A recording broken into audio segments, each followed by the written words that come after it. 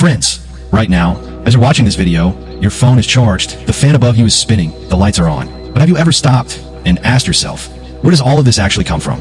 Every single day, billions of people around the world press a switch, and in that fraction of a second, light appears, heat appears, life moves forward. We take it for granted, every single time. But behind that one tiny switch, there's a story of fire, of water, of spinning metal, of invisible electrons racing at unimaginable speeds all the way to your fingertips. Today, I want to take you inside that story, because electricity isn't just a utility. It's the invisible backbone of modern civilization. Remove it for just 24 hours, and the world as we know it stops. Hospitals go dark, trains halt, food spoils, comunicación dis. That's how important this is.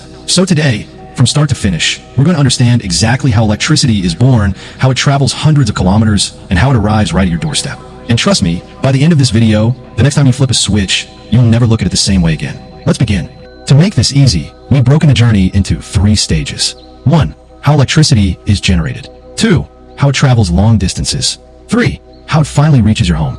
Let's start at the very beginning. The most fundamental principle of electricity generation is beautifully simple. We don't create electricity from nothing. We take energy that already exists in nature and we transform it. The most common way is coal, through what's called a thermal power plant. Here's how it works, step by step. Massive amounts of coal are mined from the earth and transported to a power plant. There, it's fed into a giant furnace, a boiler, and burned. And when it burns, it roars. The heat is extraordinary. It boils enormous tanks of water, turning them into high-pressure, superheated steam.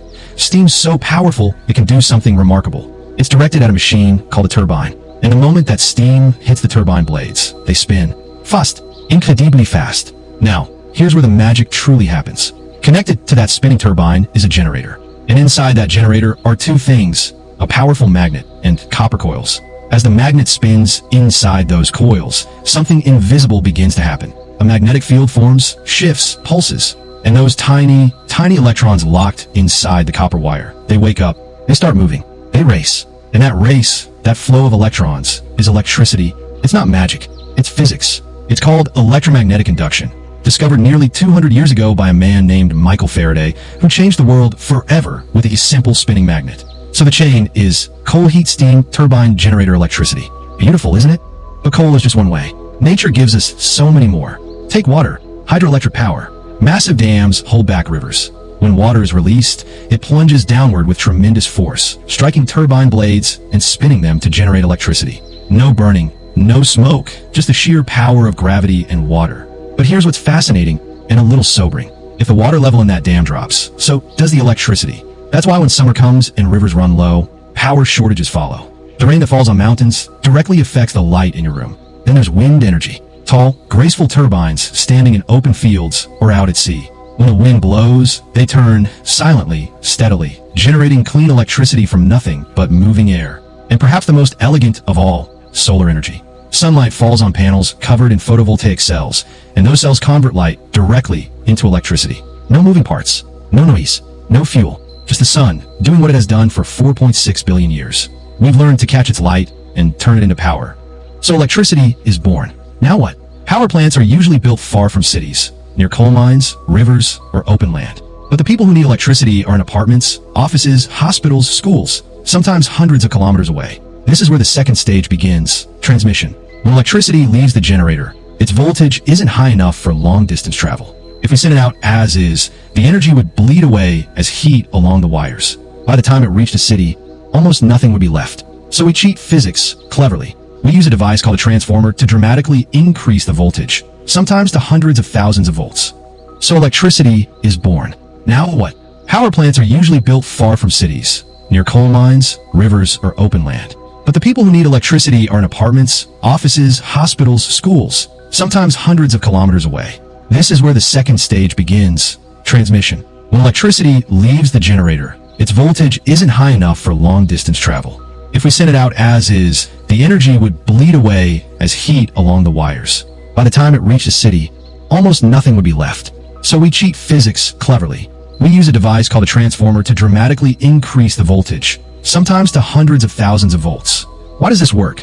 Because at very high voltage, the current flowing through the wires is lower, and lower current means far less energy lost as heat. It's counterintuitive, but it's brilliant. Now, this high voltage electricity travels across the landscape, through those enormous steel towers and thick cables you've seen stretching for miles. Those are transmission lines, the highways of electricity, silently carrying power across mountains, rivers, and plains, day and night without rest. As the electricity approaches a city, transformers step the voltage back down to safer levels, because bringing hundreds of thousands of volts into a neighborhood would be catastrophic. Now begins the final stage, distribution. Smaller transformers are installed throughout towns and villages, on roadsides, in neighborhoods, in electrical substations tucked away behind walls. You've walked past them hundreds of times without a second thought. These unsung machines quietly reduce the voltage one last time, to the 220 volts that flows safely through the walls of your home. And then you press a switch, and light fills the room. But here's something that still astonishes me every time I think about it.